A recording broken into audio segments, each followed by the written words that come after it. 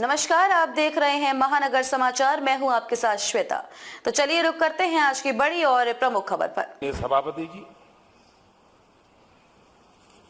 इस सदन में, ये उच्च सदन है, यहां विकास के विजन पर चर्चा होना स्वाभाविक अपेक्षित है, लेकिन भ्रष्टाचार के गंभीर आरोपों से घिरे लोग, ये कांग्रेस वाले भ्रष्टाचारी बचाओ आंदोलन चलाने लग गए हैं बेशर्मी के साथ। जिनको सजाएं मिली है भ्रष्टाचार में, इनके साथ तस्वीरें निकालने में उनको मजा आ रहा है। पहले ये लोग हमको पूछते थे, बातें तो बड़ी करते थे, भ्रष्टाचारियों पर कार्रवाई क्यों नहीं होती है। और जब भ्रष्टाचारी जेल जा रहे हैं तो हंगामा कर रहे हैं। क्या आप लोगों को जेल क्या भेज रहे हो? आदरणीय सभापति जी, यहां चर्चा के दौरान केंद्र की जांच एजेंसियों पर आरोप लगाए गए हैं। जांच एजेंसियों का ये सरकार दुरुपयोग कर रही है, ऐसा कहा गया है। आदरणीय सभापति जी, अब आप मुझे बताइए, भ्रष्टाचार करे आप, शराब घोटाला करे आप, बच्चों के क्लास के बनाने में घोटाला करे आप, पानी तक में घोटाला करे आप, आपकी शिकायत करे कांग्रेस, आपको कोर्ट में घसीट करके ले जाए कांग्रेस, और अब कार्रवाई हो तो गाली दे मोदी को।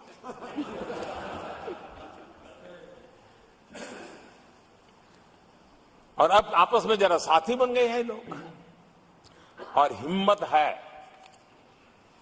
तो सदन में खड़े होकर के जवाब मांगो।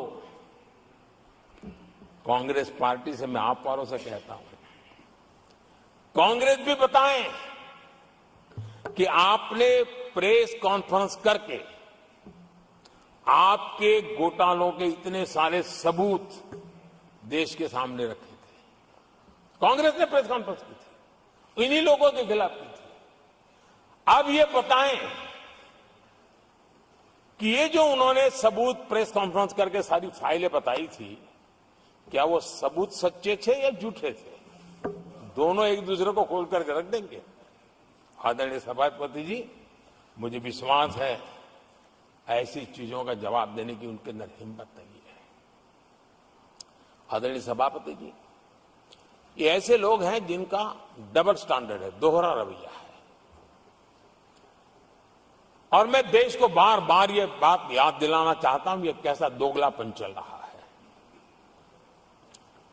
ये लोग दिल्ली में एक मंच पर बैठ करके जांच एजेंसियों पर आरोप लगाते हैं, भ्रष्टाचारियों को बचाने के लिए रैलियां करते हैं, और केरला में उनके शहजादे, उन्हीं के केरल के एक मुख्यमंत्री जो उनके गठबंधन के साथी है, उनको जेल भेजने की अपील करते हैं, और भारत सरकार को कहते हैं कि इस मुख्यमंत्री को जेल भेज दो। दिल्ली में ईडी सीबीआई की कार्रवाई उस पर हाय तौबा करते हैं, और वही लोग उसी एजेंसी से केरल के मुख्यमंत्री को जेल भेजने की बात करते हैं, शहजादे। तब लोगों के मन में सवाल उठता है कि इसमें भी दोगलापन। आदरणीय सभापति जी, छत्तीसगढ़ में कांग्रेस सरकार के मुख्यमंत्री के साथ शराब घोटाला जुड़ा। यही आप पार्टी वाले चीख चीख करके कहते थे कि ईडी सीबीआई को लगा दो और इस मुख्यमंत्री को जेल में डाल दो, खुलेआम कहते थे। और ईडी ये काम करे इसके लिए गुजारिश करते थे। उनको तब ईडी बहुत प्यारा लगता है। आदरणीय सभापति जी,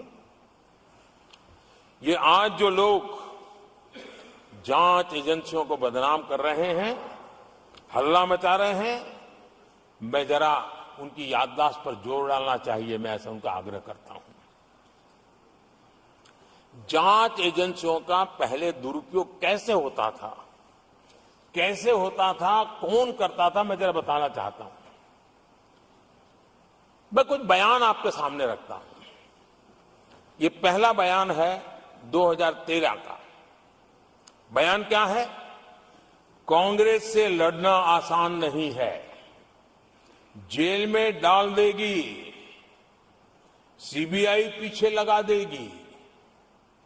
कांग्रेस सीबीआई व इनकम टैक्स का भय दिखा करके समर्थन लेती है।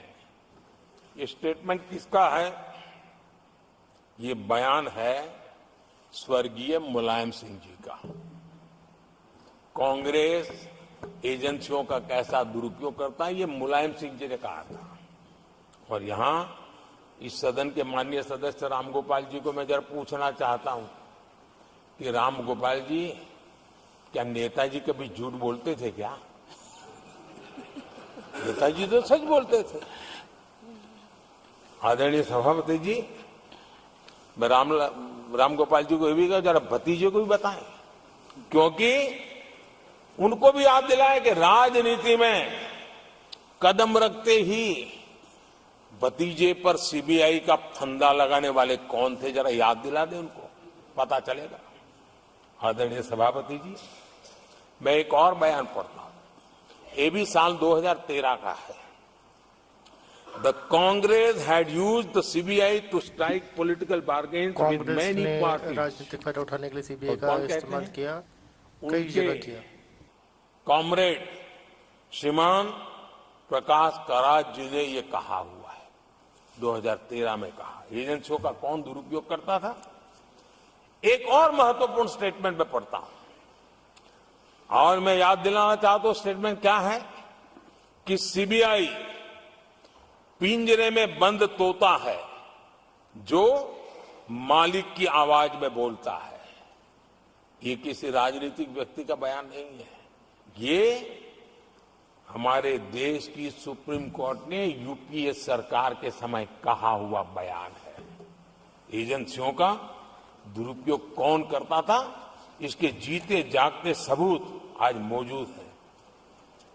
आदरणीय सभापति जी, भ्रष्टाचार के विरुद्ध लड़ाई ये मेरे लिए चुनाव हार जीत का तराजू नहीं है। मैं चुनाव हार जीत के लिए, भ्रष्टाचार के लिए लड़ाई नहीं लड़ रहा हूं। ये मेरा मिशन है, ये मेरा कन्विक्शन है। और मैं मानता हूं कि भ्रष्टाचार एक ऐसी दिमक है जिसने देश को खोखला कर दिया है। इस देश को भ्रष्टाचार से मुक्ति दिलाने के लिए, भ्रष्टाचार के प्रति सामान्य मानवी के मन में नफरत पैदा करने के लिए मैं जी जान से जुटा हुआ हूं और मैं इस पवित्र कार्य मानता हूं। खबर के अंत में खबरों में अब तक के लिए बस इतना ही। फिर होगी आपसे मुलाकात ऐसी ही बड़ी किसी खास खबर के साथ। तब तक के लिए नमस्कार और देखते रहिए महानगर समाचार।